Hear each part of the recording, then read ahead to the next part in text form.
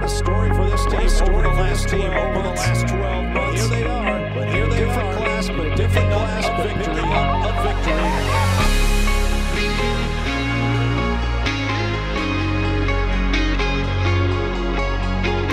victory. We are at the 2015 12 Hours of Sebring, Sebring International Raceway in Central Florida, and excited to be here.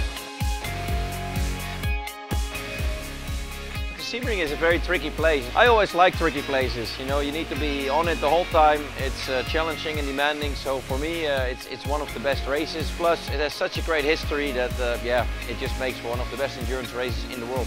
In motorsports, there's one place and one race that literally stand apart. The place is Sebring International Raceway, and the race is the Mobil 1 12 Hours of Sebring.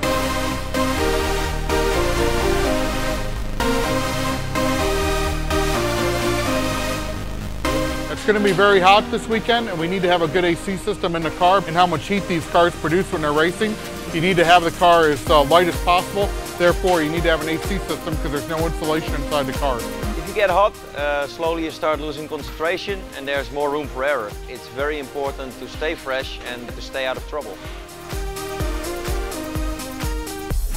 You shouldn't forget, first of all, we're wearing all Nomex gear underneath the race suit. Then you wear a helmet with a fire-resistant balaclava underneath it.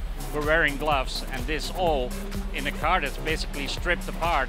In order to keep the drivers cool and to stay fit and alert, the air conditioning, of course, is a very big factor, especially with races like we have in Sebring now. Very hot, very humid. People walk around in a paddock getting very sweaty, so you can only imagine us with all the gear on inside the car. It's just, it's drama.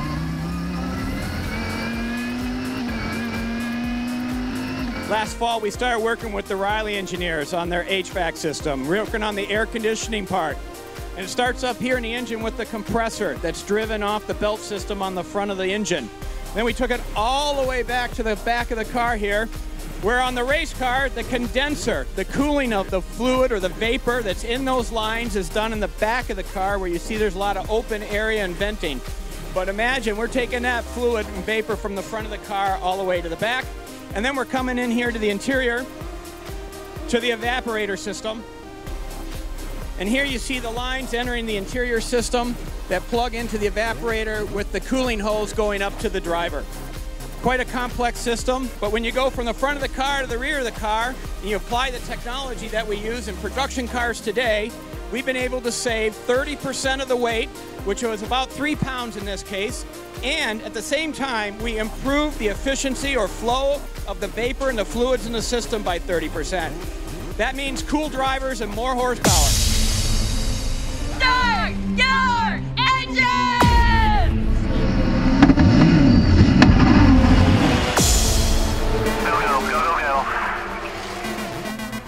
But this is the pole car in the hands of the team owner, Ben Keating. Jerome Bleekemolen put it on pole. We need to change the water bottle. If we can, yes. If it's a hard thing to do, then no. Only started drinking now. When this race started, according to the Continental Tire engineers down here, it was 89 degrees. Now, just a short time later, it's up to 91.5 degrees, so it's certainly going up. Yesterday, we saw it peak right over 100, around 102, so the track's going to get hot, guys.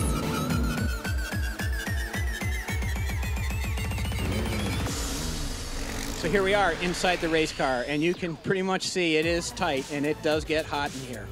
On a nice hot day like today in Florida, it will really challenge the air conditioning system. Give you a little idea about the parts that TI Automotive makes when it comes to air conditioning bundles. You can see here that the AC bundle comes from outside the car on the chassis to the inside of the car. And we have aluminum tubing, which is formed and bent and brazed into some machine blocks. These machine blocks are assembled to also rubber, flexible lines, and so it's very critical that all these joints are sealed. It must be able to withstand the pressure and the temperature. That vapor is flowing from the front of the car to the back, and the heat transfer that's going on between the fluid and the vapor in the AC system. Also, in the race car, we have some fittings in here for sensors to be able to monitor and understand what's going on with the system, so that gets fed right back to the pit box. Everybody knows what's going on. So pretty interesting technology that air conditioning is in a race car. down the Ullman Straight now as the temperatures reach up toward 90 degrees with high humidity. Just a couple of the challenges of Sebring. A little warm here, so we're not too concerned about the engine temps though. We're looking pretty good, and we'll see how we go into the next few hours. The nice thing about our Viper GT3R is the fact that we have a really good AC system, especially with the TI Automotive additions that we've added. So the drivers are staying nice and cool, everybody's staying hydrated, so the drivers are looking good. Right now, team owner Ben Keating is behind the wheel, and he is right on the gearbox of the class leader. This is a great battle. Spoke to Ben the other day. He was certainly very enthused about this Viper program, and he intends to try and compete at Le Mans this year. So they're gearing up also with the Viper program on the street. His business, Viper Exchange, they do a nice little engine boost. It comes standard with 645, and they boost up to 745, Bob, in case you're interested. Look at this. This is going to be tight coming off. Oh, boy. It's for the lead. Ben Keating had the run around him, and if you don't give him room, suddenly that barrier funnels back in there. So, new leader in GT Daytona. Dodge Viper SRT, TI Automotive sponsorship. Ben Keating, for example, was just so fast in the Viper Challenge that he was a natural to get himself into the top form of sports car racing as soon as the opportunity presented itself, because he puts his whole team together. So, you know, it's a big deal. Pretty hot out there. The tires are sliding all over the place because the track is hot. The car generates a ton of heat, but my clothes, they feel cool. You got the helmet blower that keeps you cool, and that big vent pointed straight at the driver. It was great. I was able to stay cool. On a beautiful spring evening in Central Florida, welcome back to the dramatic final hour of the 63rd annual Mobile One 12 Hours of Sebring to GT Daytona. Mario Farnbacher is doing battle with a pair of Dodge Viper STRs.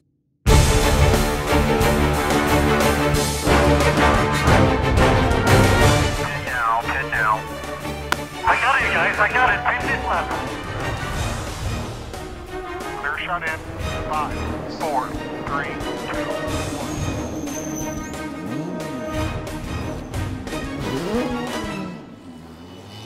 Well, look at this. The battle for GTD on is going down to the wire. Mario Farnbacher locks up the number 23 into turn 10. Down the escape road through the dirt. Can you believe this with less than 10 minutes to go?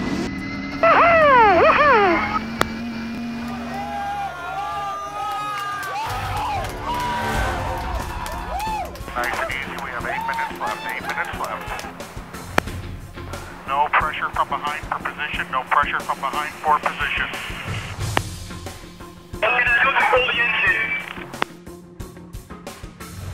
Lower RPM. Low the RPM when we cool the engine. Everything will be okay. Stay in clean air. 8 minutes left. 8 minutes left when you get to the line.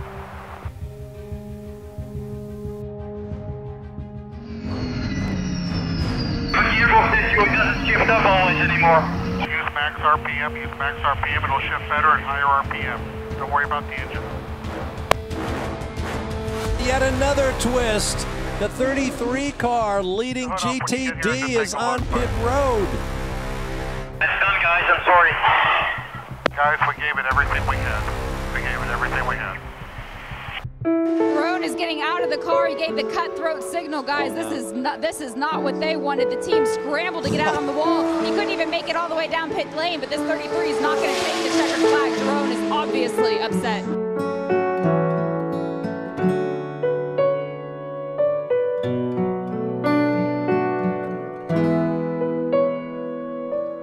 We had such a great race going. All the time we were in the lead. We had the pace, we had the car, and then taking the lead 7 or 8 minutes before the end, and then 5 minutes before the end, the engine went. We would have made it, but it doesn't count, so...